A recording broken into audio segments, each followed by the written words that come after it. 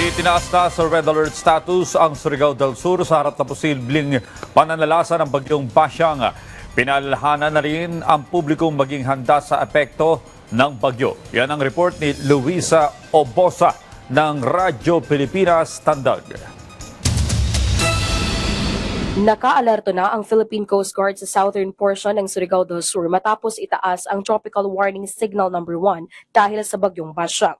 Mahigpit kasing ipinagbabawal ang pagbiyahe o paglalayag ng lahat ng uri ng sakyang pandagat dito. At dahil isa ang Surigao del Sur sa posibleng daanan ng bagyo, naka-red alert na ang buong lalawigan. Ibig sabihin, mahigpit na magmomonitor ang Operational Center ng Provincial Disaster Risk Reduction and Management Council para agad na makatugon sa pangailangan ng mga residente nito. Ang lokal na pamahalaan ng Tago, sinuspende na ang pasok sa lahat ng antas bilang pag-iingat sa paparating na bagyo.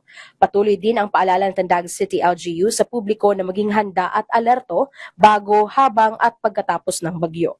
At kabilang sa dapat ihanda ay ang go bag ng bawat pamilya. Inatasan din ang lahat ng City at Municipal Disaster Risk Reduction and Management Office na ihanda ang kanilang mga contingency plan at evacuation centers para sa mga posibleng maapektuhan ng bagyong Basyang. Mula rito sa Tandag City para sa Integrated State Media, Angel Luisa Obosa ng Radyo Pilipinas, Radyo Publiko.